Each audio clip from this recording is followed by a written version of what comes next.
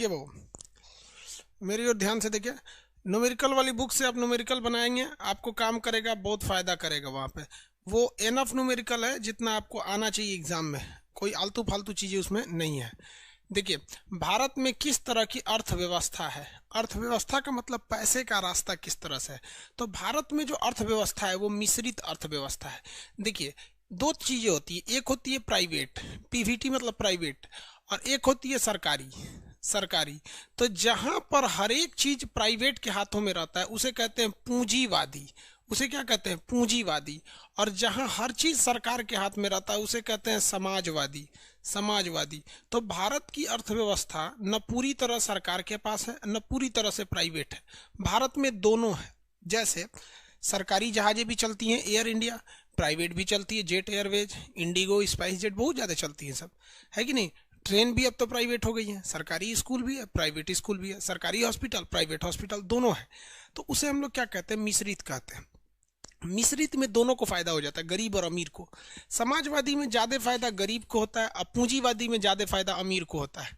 अब आप देखिए ना, अमेरिका पूरी तरह से पूंजीवादी है, गूगल ससुरा प्राइवेट कंपनी का है, सरकार का भी अकाउंट गूगल के पास है, हर चीज गूगले रख ले है। तो ये भारत ऐसा नहीं है, भारत मिश्रित है। गांधीवादी का मतलब होता है दान दक्षिणा ज्यादा दीजिए। बंद अर्थव्यवस्था, क्लोज इकोनॉमी किसे कहते हैं? ना अपना सामान बाहर बेच सकते हैं, ना बाहर का सामान अपने पास मंगा सकते हैं, यानी ना आयात कर सकते हैं ना निर्यात कर सकते हैं। बंद अर्थव्यवस्था अभी किसकी है? बंद अर्थव्यवस्था किस देश की है?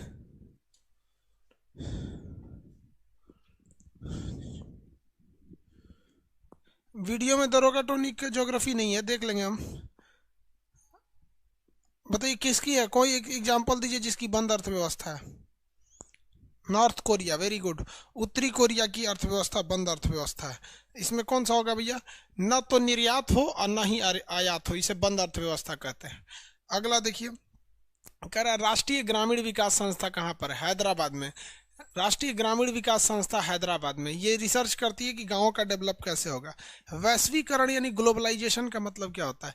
ग्लोबलाइजेशन का मतलब होता है कि आप किसी एक देश में बैठ के कहीं का सामान मंगा सकते हैं। आप ऑनलाइन की दुनिया में आप कहीं का सामान मंगा सकते हैं।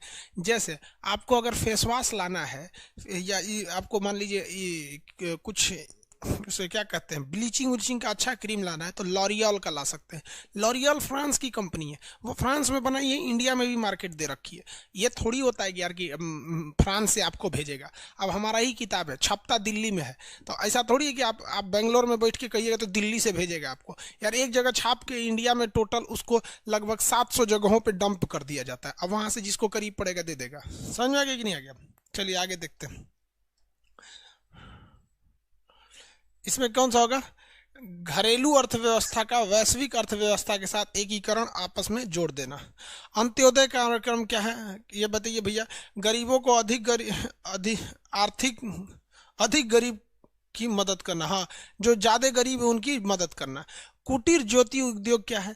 तो भैया जो कुटीर उद्योग होते हैं, कुटीर उद्योग मतलब होता है जिसमें कोई मशीन का जरूरत ना पड़े, गांव के या घर के लोग ही आपस में कर लेते हैं, तो उसी को कहते हैं कुटीर उद्योग। तो कुटीर ज्योति उद्योग का मतलब क्या है कि ग्रामीण क्षेत्र में कुटीर उद्योग को प्रोत्साहन देना, बढ़ावा देना। जैसे ठोंगा बनाना हो गया, ये सब चीजें जो गाँव के लोग कर लेते हैं, परिवार के द्वारा चला लिया जाता है, उसे कुटीर उद्योग के नाम से जाना जाता है।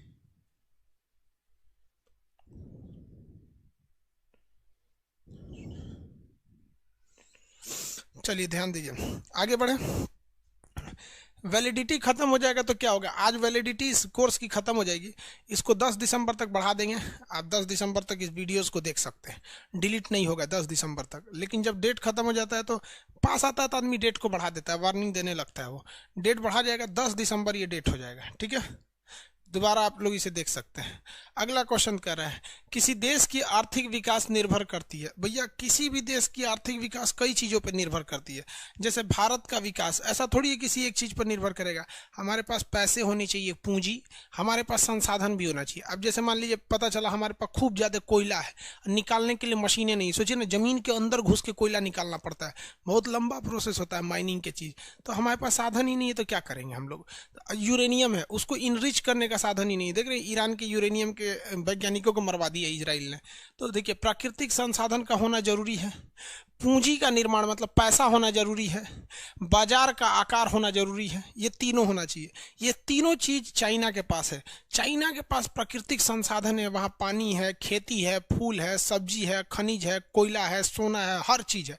उसके बाद पैसा भी बड़ी ज्यादा है, और उसका बाजार तो पूछिए मत। उसकी खुद की जनसंख्या इतनी ज्यादा है, कितना भी उत्पादन करेगा खप जाएगा। पूरी दुनिया में डंप करता है पूरा सामान, इसलिए उसका विकास हो जाता है। यही तीन चीजें।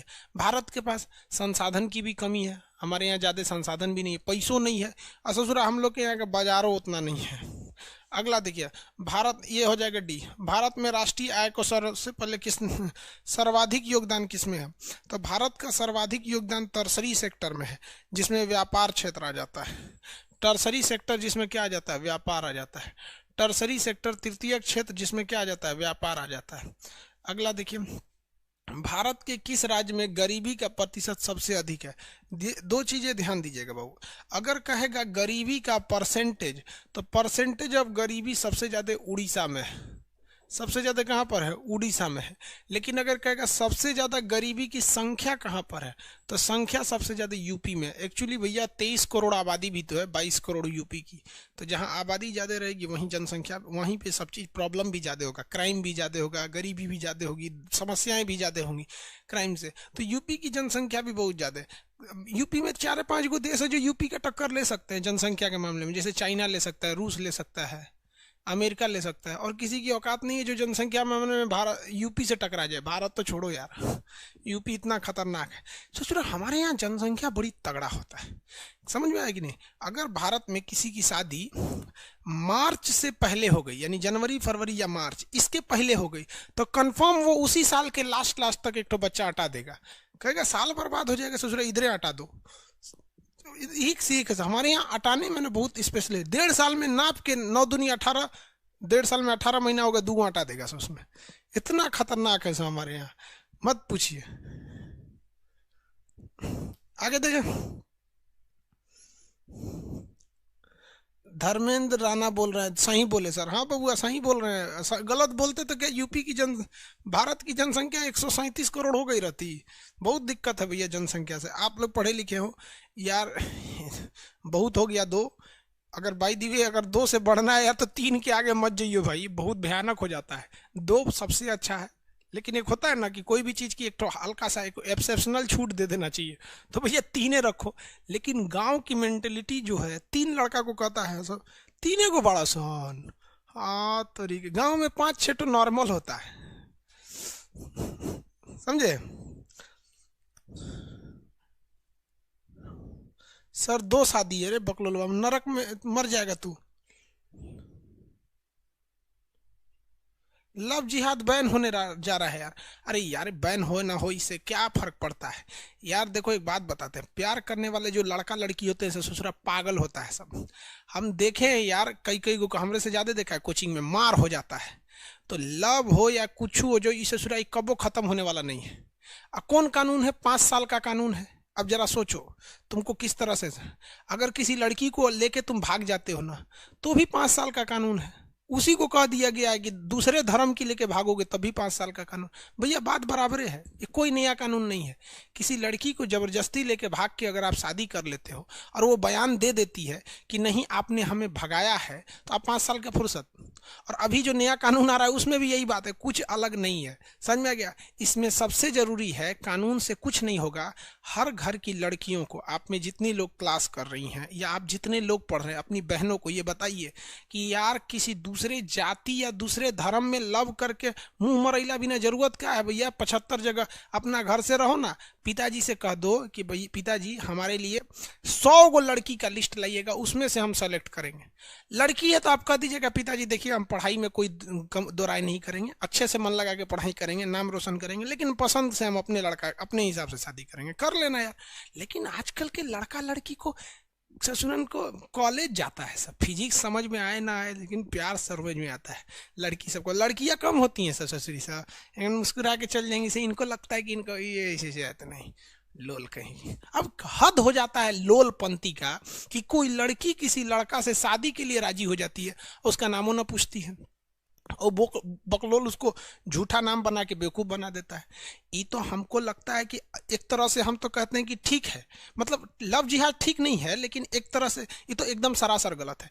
लेकिन जो लड़कियां अपने माँ बाप को धोखा दे के जाती हैं और जब उनको धोखा मिलता है तो लोग तकलीफ करते हैं कि ओ हो इसको धोखा दे दिया। हम बात इस पे कहते हैं कि अगर आप अपने माँ बाप को छोड़ के ज़बरदस्ती भाग के ब्याह कर लेती हैं तो अरे यार, तुम अपने माँ बाप के 20 साल के प्यार को धोखा दे सकती हो तो कोई तुम्हारे 2 साल के प्यार को क्या करेगा। लेकिन ये जो चीज़ें हैं ना, धोखा देना, अपना नाम छुपाना, अपनी पहचान छुपाकर किसी को ऐसे दे देना, तो इसके लिए 5 साल की जो सज़ा है बहुत कम है। इन सालों को 5 साल से ज़्यादा की सज़ा होना चाहिए। खैर चलिए इसे बात आते हैं, लेकिन फिर भी आप खुद समझिए, समझदार हैं, इससे कानून से ज़्यादा हमें अपनी नैतिकता पे ध्यान देना चाहिए। ससुरा सब ब्याह करेगा सब, नौकरी का कोई ठीक नहीं है। मानव विकास सूचकांक कौन बनाता है? यूएनडीपी बनाता है, United Nation Development Programme, UNDP, मानव विकास सूचकांक। आपको पता है मानव विकास सूचकांक एक पाकिस्तानी अर्थशास्त्री महबूबुल हक ने दिया था। किसने दिया था? महबूबुल हक।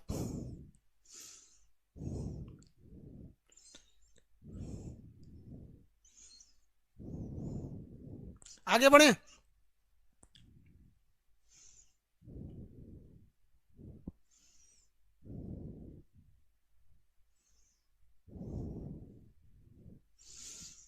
मृत्युंजय यादव कह रहे हैं कि सर आप दिल जीत लिया, हमको आप वही से लव हो गया। देखो भाई साहब, एक याद रखना ना, एक माँ बाप से, टीचर से, ये चीज़ होती है ना, ये एक रिस्पेक्ट वाली चीज़ होती है। आई जो तू कॉलेज वॉलेज में लड़की उड़की को चक्कर में करता है ना, ये सब तो हम, तू इतना गरम गरम खाना खिले ना, लहसुन प्याज, ये सब क्या होगा? प्यारे ना होगा। सादा खाना खाओ। पहले ऋषि मुनि क्या करते थे? सादा खाना खाते थे। सादा नहीं खाएगा तो आसाराम हो जाएगा सब। चलो ध्यान दे। अगला क्वेश्चन, हिंदू विकास दर का संबंध किससे? देखिए, हिंदू एक न्यूज़पेपर आता है कि नहीं? तो हिंदू विकास दर का संबंध राष्ट्रीय आय से संबंधित है। किससे संबंधित है? राष्ट्रीय आय से संबंधित है हिंदू विकास दर। ये हिंदू पेपर आता है ना, तो उससे है। यहाँ पर समझ में आ गया कि नहीं आ गया? अगला देखिए, भारत में राष्ट्रीय आय का आकलन कौन करता है? सबसे पहले किसने किया था? तो दादा भाई नौरोजी ने किया था। लेकिन वर्तमान में कौन करता है? Central statistical organisation, CSO। सबसे पहले तो दादा भाई नौरोजी ने किया था, लेकिन वर्तमान समय में कौन करता है? वर्तमान समय में CSO करता है। वर्तमान समय में CSO। समझ में आ गया कि नहीं? अगला क्वेश्चन देखा जाए। बाबू लोग, ये इकोनॉमिक्स में ज़्यादा नहीं पूछता, आपका डीप से नहीं पूछता है, वो SSC डीप से ज़्यादा पूछती है। तो जैसा पूछता है हम उसी हिसाब से आपको क्वेश्चन दे रहे हैं। ज़्यादा डीप से इकोनॉमिक्स इसमें नहीं पूछता है, दरोगा वगैरह में। हाँ, CGL वगैरह का एग्जाम दीजिएगा ना, तो इकोनॉमिक्स एकदम उसमें हुमच के पूछता है। उसका जो इकोनॉमिक्स रहता है एकदम हुमचौआ रहता है। अगला क्वेश्चन देखा जाए, भारत की राष्ट्रीय आय में सर्वाधिक योगदान किसका है? तो भारत की राष्ट्रीय आय में सर्वाधिक योगदान किसका है भैया? तृतीय सेक्टर का है, टर्सरी सेक्टर का है। किसका है? टर्सरी सेक्टर का। देखिए, प्राथमिक सेक्टर उसे कहते हैं जो हमें गॉड ने दिया है। किसने दिया है? गॉड, यानी प्रकृति ने दिया है। बिना नेचर यानी बिना प्रकृति के आप उसमें हस्तक्षेप नहीं कर सकते हैं। जैसे खेती, छत्ते पे खेती करिएगा क्या? गमला में खेती करके परिवार पाल लेंगे? नहीं ना, तो 100 पीस में रह जाएगा। और वो भी नेचुरल चीज़ है। मिट्टी कहाँ से लाएंगे? प्रकृति ने न दिया है कि कहीं से आता है कि टाटा का मिट्टी है, हाँ, रिलायंस की भैंस है? नहीं, जो चीज़ नेचर से मिला है, गाय भैंस, मुर्गी मुर्गा, मच्छर, ये मच्छर को तो कोई पालता नहीं है, बत्तख, मछली पालन, खेती करना, कोयला निकालना, समुद्री मछली पकड़ना, पेट्रोलियम निकालना, ये सब प्रकृति ने दिया। अब बस निकाल रहे हैं। दूध दूहना, क्या है? प्रकृति ने दिया है। आप थोड़ा ना उसको चाहिए बटन दबेंगे दूध बन जाओ, खत्म हो जाए, नहीं होगा। जो प्रकृति पर निर्भर रहता है उसे प्राथमिक क्षेत्र कहते हैं, ठीक है। लेकिन ये ससुरा अच्छा चीज नहीं होता है। जैसे दूध उतना नहीं है, लेकिन दूध से घी बना दीजिए, मक्खन बना दीजिए, कुछ और बना दीजिए। कपास ही तो कपड़ा मिलता है रुई की तरह, इसको मशीन में ले जाके एकदम मस्त फर्स्ट क्लास शर्ट बना दीजिए। तो जहां कहीं भी फैक्ट्री लग गया, जहां कहीं भी क्या हो गया? फैक्ट्री यानी निर्माण चालू हो गया, निर्माण, तो वो क्या हो गया? निर्माण चालू हो गया, तो वो हो गया आपका द्वितीयक सेक्टर। कौन हो गया? द्वितीयक सेक्टर। अब तृतीयक देखिए, जहां कहीं व्यापार होने लगा यानी पैसा, मनी का लेन देन चालू हो गया, वो हो गया तृतीयक सेक्टर। मनी का लेन देन तृतीयक सेक्टर। जैसे आलू उगाएं, प्राथमिक सेक्टर, आलू को छान के पकौड़ी बना दिए, तो छना रहा है तो फैक्ट्री ना है, तो यानी छोट फैक्ट्री है, 2 आदमी खाने भर का, तो तृतीयक द्वितीयक सेक्टर। उसको कागज में लेके नमक छिड़क के तन से चटनी एगो मिर्चा लेके दे दिए, लीजिए 5 रुपया लाइए, तो जहां ये व्यापार का लेन देन हुआ ये तृतीयक सेक्टर।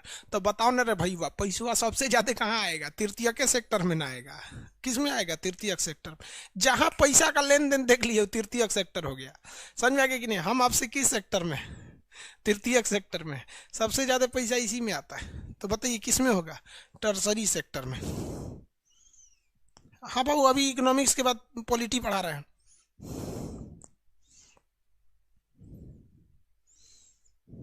आगे बढ़े, किसी को कोई दिक्कत नहीं। अगला, आय विधि से राष्ट्रीय आय का आकलन करते समय निम्नलिखित में से किसे शामिल नहीं किया जाता है? पेंशन वगैरह को शामिल नहीं किया जाता है। रीजन क्या है कि पेंशन आपका अलग से सरकार नहीं देती है, जब आपका इनकम लिया जाता है ना तो उसी में से पीएफ काट लेती है, बाद में उसी को पेंशन के रूप में दे देती है। पेंशन को नहीं शामिल किया जाता है। अगला क्वेश्चन, ऐसी विदेशी मुद्रा जिसे शीघ्र पलायन, पलायन का मतलब समझते हैं तुरंत भाग जाएगा, शीघ्र पलायन का मतलब क्या होता है? तुरंत भाग जाना। शीघ्र पलायन करने की प्रवृत्ति होती है, उसे क्या कहते हैं? देखिए, ऐसी मुद्रा जिसका डिमांड बहुत ज्यादा हो, शीघ्र पलायन कर जाएगा, यहां से वहां वहां से वहां, जिसका डिमांड ज्यादा हो उसे क्या कहते हैं? शीघ्र पलायन। गर्म मुद्रा, उसे क्या कहते हैं? गर्म मुद्रा, हॉट मनी। क्या कहते हैं? Hot money, hot money. Example पे समझिए, अभी खान सर का बुक लॉन्च हो गया न्यूमेरिकल का, और उसके बाद फिजिक्स का आएगा। लड़का सबको पता है कि भैया एगो फिजिक्स पढ़ लो फिर न्यूमेरिकल पढ़ लो, काम है खत्म, यहाँ से थ्योरी यहाँ न्यूमेरिकल बना के काम खत्म हो जाएगा यहाँ पे। तो ये क्या? हॉट मनी, ये एक तरह का हॉट बुक है, जैसे मार्केट में डंप करेंगे थोड़ा थोड़ा धर धर धर धर बिक जाएगा। आपको पता है कि जितने बुक सेलर थे सब, उससे दिल्ली पहुंच गया है सब, जो मेन डंप करता था सब वहाँ पे, हमको दे दीजिए हमको दे दीजिए, आधा उठा ले गया अमेजोन वाला वहाँ पे जहाँ से छपता है वहाँ पे। रीजन क्या? हम लोगों ने बहुत बड़ा मशीन वाले को दे दिए हैं, जहाँ एक ही बार में छापो, तू सोच रहा बड़ा बड़ा रील पे छापो। तो आपको ही पता है जहाँ बहुत चीज का उत्पादन होता है वो रेट सस्ती हो जाती है, इसी वजह से मेरी किताब सस्ती हो गई है। समझे ना? तो किताब क्या हो गई है? सस्ती हो गई है। तो वही हुआ है यहाँ पे। तो हमारी जो बुक है वो क्या है? हॉट बुक है, तुरंत निकल जाएगा। कई कई को बुक है तो सर रहा है, कोई नहीं पूछ रहा है, तो वैसे ही होता है हॉट मनी। जैसे डॉलर, क्या होता है? डॉलर, डॉलर क्या है? हॉट मनी है। बुक नहीं मिल रहा है भागलपुर में, पहुंचा देंगे बाबू। मोतिहारी में भी नहीं मिल रहा है। पटना में डंप किया गया है, आज ही डंप हुआ है पटना में, 2 ट्रक पटना में निकल गया है यहाँ पे, और मध्य प्रदेश के लिए भी निकला हुआ है। आज आज दिल्ली से हर जगह के लिए निकला है, मंडे तक हर जगह, संडे तक ही पहुंच जाएगा, लेकिन संडे तो छुट्टी रहती है। आगे देखिए, मंडे को ले लेंगे लोग। अवमूल्यन शब्द का अर्थ क्या होता है? देखिए भैया, अवमूल्यन का अर्थ क्या होता है? ऑफर देना। अवमूल्यन का अर्थ क्या होता है? ऑफर देना। ऑफर का मतलब क्या होता है? सस्ता कर देना। क्या कर देना? सस्ता कर देना।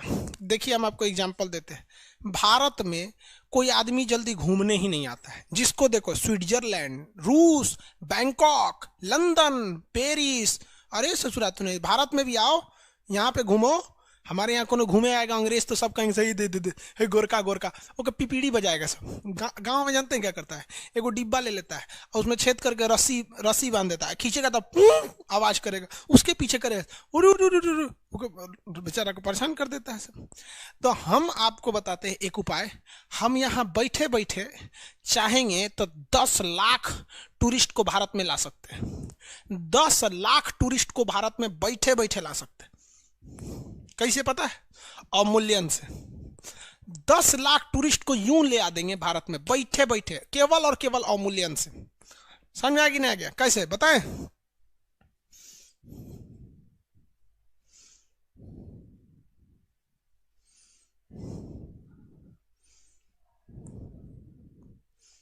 कैसे नहीं बताएं? बताइए। देखो भैया, हम बताते हैं कैसे। दुनिया में ज्यादातर देश किस चीज का यूज करते हैं? डॉलर का यूज करते हैं। किसका यूज करते हैं? डॉलर का। तो अब आप बताओ भैया, दुनिया में जब ज्यादातर देश डॉलर का यूज कर रहे हैं, तो अभी के सिनेरियो में अगर आप ध्यान देंगे, तो अभी के सिनेरियो में अगर डॉलर को देखते हैं तो $1 ये होता है लगभग 70 रुपया का। $1 70 रुपया का हो जाता है कि नहीं हो जाता है। हम लोग के पास डॉलर है ये नहीं है, तो ससुरा ऊपर पड़ो ना तुम ससुरा, 70 रुपए के हो कि 400 के, हमको क्या मतलब, हम लोग तो रुपया देख रहे हैं, गांधी जी वाला लाल का नोट। तो हम क्या करते हैं, अवमूल्यन करते हैं। हम अमेरिका के लोगों को कहते हैं कि $1 जो है ना, हम 200 रुपया के बराबरी कर देंगे, आ जाइए आप भारत में। अब अंग्रेजवा देखेगा, गरीब से गरीब आदमी क्या देखेगा कि ससुरा अगर हम वहां 1,000 रुपया सैलरी पा रहे हैं, $1,000 भी सैलरी पा रहे हैं, तो ये भारत में जाके ससुरा 200 तो एक का हो जाएगा, 3 गो जीरो बैठा दीजिए यहाँ पे, बाप रे बाप ससुरा कितना लाख हो गया, देखिए तो 2 लाख रुपया हो गया। तो 1,000 सैलरी पाने वाला व्यक्ति भी क्या कहेगा कि रे तोरी का, चलना भारत में चलते हैं, 1,000 रुपया देंगे तो 2 लाख रुपया हो जाएगा, और 2 लाख रुपया में तो भारत का कोना कोना घूम लेंगे। आप नहीं घूम लेंगे जी 2 लाख में, आराम से यहाँ कोनो लाइन होटल पे बैठ जाइए सड़क के किनारे, 400 में भर पेट खिलाएगा कि पैंट खोल के घूमना पड़ेगा, ससुरा बहुते खाली है यहाँ पे, क्या दिक्कत है यहाँ पर, धड़ाधड़ आएगा सब यहाँ पे, जिसको मन घूमने के कहेगा 1,000 में यहाँ का होगा, चल ससुरा भारत में धाए दे यहाँ पर, समझ में आ गया कि नहीं। तो अवमूल्यन का मतलब होता है कि अपनी मुद्रा को कम कर देना। अब कौन नहीं आएगा घूमने अमेरिका में, 1,000 ससुरा कहाँ झुझुआ जाएगा पते नहीं चलेगा। जितना बुढ़वा है सब, और जितना ढचकल पचकल है सब, वो और आएगा सब, कहेगा सब कि 1,000 रुपया तो हुआ लाइची दाना में खत्म हो जाएगा, चल भारत चलते हैं, 2 लाख रुपया हो जाएगा, 1 लाख में पूरा हिंदुस्तान घूम लेंगे, और 1 लाख में एम्स में इलाजो करा के अब बुढ़ौती में टनटना के चल आएंगे, आई एम फ्रॉम अमेरिका, घूमने गए थे इंडिया। समझ में आया कि नहीं आ गया?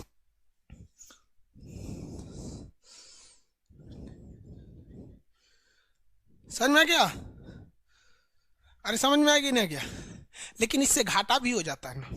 इससे घाटा क्या हो जाएगा, देखो बबुआ, घाटा क्या होगा, अगर हमें अमेरिका का कोई सामान खरीदना है जो $1 का था, तो अमेरिका का $1 का जो सामान था वो पहले हमको मिल जाता था 70 रुपया दे के, लेकिन अगर हम अवमूल्यन कर देंगे टूरिस्ट को बढ़ावा देने के लिए, तो वही $1 का सामानवा अब हमको 200 रुपया में मिलेगा।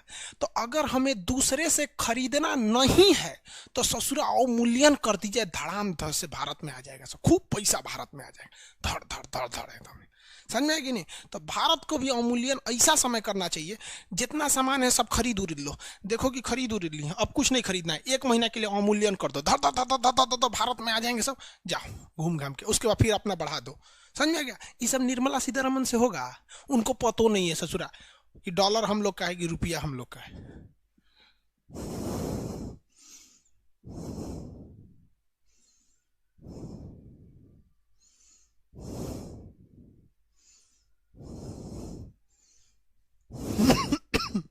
आगे बढ़े,